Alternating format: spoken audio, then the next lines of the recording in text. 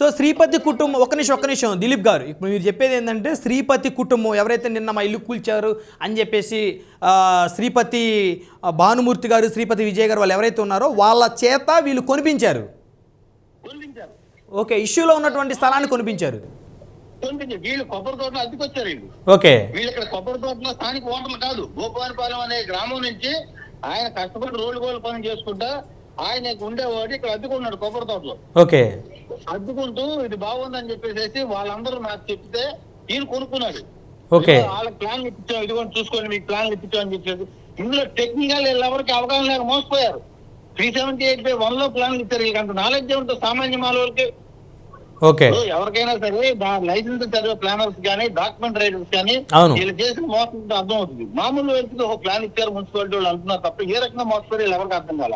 So అయితే శ్రీపతి కుటుంబం మోసపోయింది, వాళ్ళు మోసపోయారు. అయ్యప్ప గారు మీరు ఏమైనా అడుగుతారా? ఇక్కడ ఏదైతే జన సైనికులు మాట చెప్పారండి, ఏమని మరి 3 ఇళ్ళకి ప్లాన్ ఇచ్చినప్పుడు మున్సిపాలిటీ వాళ్ళు 3 ఇళ్ళు కూడా కోల్చకుండా అసలు నిర్మాణం మీరు కట్టే అదే వాళ్ళ మీద యాక్షన్ తీసుకున్నారే అన్నారు. మరి ఆ 3 ఇళ్ళు మీరు ఎందుకు కోల్చలేదు? ఇక్కడ కూడా నోటీసులు సర్వ్ చేశారు. సార్ మీరు మాట్లాడినప్పుడు నేను మాట్లాడలేదు, నేను మాట్లాడినప్పుడు మీరు మాట్లాడదు. ఓకే, దిలీప్ గారు 1 by 1 మాట్లాడారు. ఇప్పుడు మీరు చెప్పారు ఇష్యూ, అడ్వకేట్ గారు ఆయన వర్షన్ ఆయన చెప్తారు, ఒకసారి ఆయన అభిప్రాయం చెప్పండి.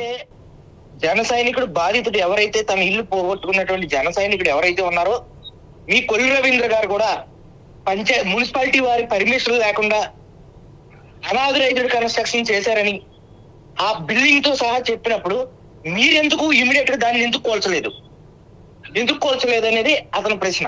అంటే కూటమిలో మంత్రి గారికి ఒక న్యాయం, జన సైనికులకు ఒక న్యాయమా?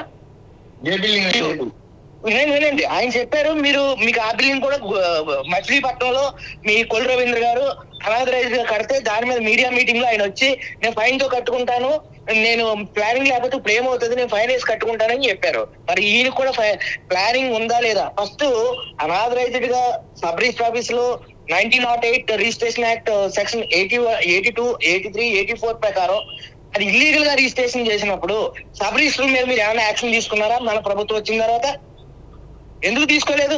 సబ్ రిజిస్టర్ ఆఫీసుల్లో అందరికీ నోటీసులు ఎందుకు ఇవ్వలేదు? అంటే బాధితులు తెలుసో తెలియకో కొనుక్కుంటారు, కానీ అధికారులు వాళ్ళు రిజిస్ట్రేషన్ చేయడం అనేది రిజిస్ట్రేషన్ అధికారులకు ఇచ్చినటువంటి ప్రొవిజన్స్ 1908 రిజిస్ట్రేషన్ యాక్ట్ ఫాలో అవ్వకపోవడం వల్లే కదండి వాళ్ళు ఈ రోజు నష్టపోతున్నారు.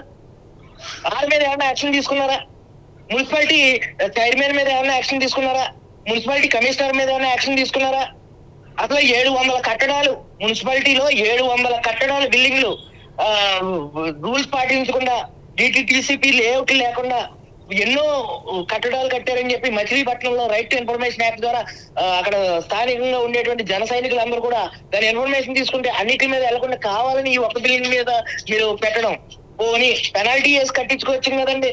కూల్చేశారు, కూల్చినప్పుడు ప్రయారిటీ నోటీస్ కూడా ఇవ్వలేదు, పెనాల్టీ వేసి కడతారని ఇవ్వలేదు, అలా ఏ కోర్టు డైరెక్షన్ కూడా ఇవ్వలేదు. అయినప్పటికీ కూడా చేతులు అధికార బలం ఉన్నదని చెప్పి అక్కడ కూల్చేసి ఇది జన సైనికుల మధ్య ఇవ్వాలి అంటున్నారు. అదే జన సైనికుడు కొల్లు రవీంద్ర గారిని కూడా ప్రశ్నించారు, మరి ఆ బిల్డింగ్ మీరు కూలుస్తారా?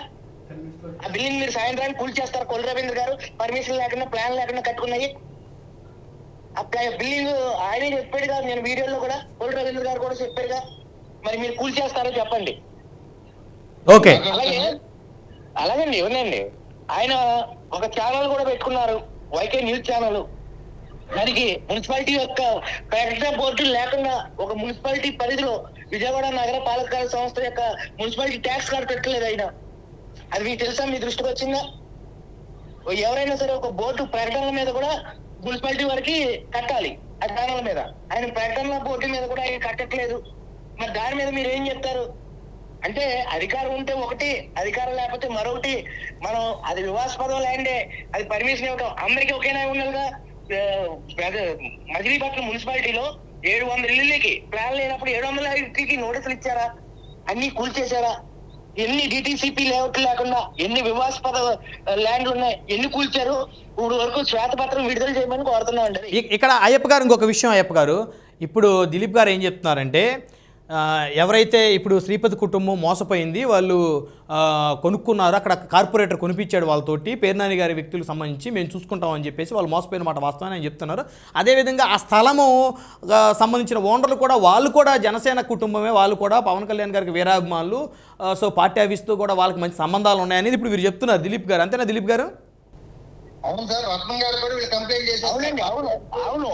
అప్పుడు మీలాంటి పెద్దలు ఏం చేయాలి? కూర్చోబెట్టండి. మరి 3 ఇల్లు కట్టినప్పుడు 3 ఇల్లు ఎందుకు పోల్చలేదు అనేది ఫస్ట్ ప్రశ్న. దానికి మీ దగ్గర ఆన్సర్ ఏమైనా ఉంటే చెప్తాను సార్. ఈ ఇల్లు కూల్చారు, దీనికి ఏమైనా నోటీసులు ఇచ్చారు ముందస్తుగా? అన్ని నోటీసులు ఇచ్చారండి. అవన్నీ నిన్న మీడియా మిత్రులకి ఫోటోలతో సహా వెంకటాచలం గారు స్వయంగా ఆయన తీసుకున్నటువంటి నోటీసులు అందుకుని మున్సిపల్ అధికారుల ద్వారా నోటీసులు తీసుకున్నటువంటి ఫోటోలన్నీ కూడా నన్ను మీడియా మిత్రులకు ఇచ్చారు. నేను మీడియాలో అవన్నీ చూపించడం జరిగిందండి. అలాగే ముందు రోజు రాత్రి పెద్దలంతా కూడా అయ్యా మీరు తొందరపడి, ఇద్దరు కూడా ఒకే కుటుంబ సభ్యులు అందరం కలిసి ఉండాలి, మీరు తొందరపడి స్లాబ్లు వేయడానికి చేయమాకండి, మనంతా పెద్దల గురించి మాట్లాడుకుందాం, మీరు ఆగండి అని చెప్పేసి ఇరు వర్గాలను కూర్చోబెట్టి చెప్పారు. ముందు రోజు రాత్రి 9 గంటల ప్రాంతాల్లో మచిలీపట్నం జనసేన పార్టీ ఇన్ఛార్జ్ బండి రామకృష్ణ గారు స్వయంగా వాళ్ళిద్దరికి చెప్పారు. వారం రోజులు అయిన తర్వాత మనం కూర్చొని మాట్లాడుకుందాం, మీరు ఎటువంటి స్లాబ్లు వేయమాకండి అని చెప్పేసి. వీళ్ళు ఇరు వర్గాలు చెప్పారు, వీళ్ళు మాట్లాడుకున్నారు, ఓకే సార్ ఇలా అని చెప్పేసి వెళ్ళిపోయి రాత్రిపూట 1 గంట తర్వాత వాళ్ళు స్లాబ్ వేసుకుంటూ వెళ్ళారు. తర్వాత ఇంకొకటి మీరు ఏమంటారంటే, ఒక డిస్ప్యూట్ లో ఉన్నటువంటి బ్రాండ్ టైటిల్ లో వివాదం నడుస్తున్న చోట వాళ్ళు హైకోర్టు నుంచి స్టే ఆర్డర్లు తెచ్చుకుని ఇన్ని రకాలుగా నడుస్తున్న చోట వాళ్ళు బలవంతంగా ఫోర్స్ గా చేసుకుంటే వెళ్తున్నప్పుడు యువతలో నష్టపోయే వాళ్ళు ఎలా అనుకుంటారు? ఇందులో నా ప్రయోజనం ఏముంటుంది?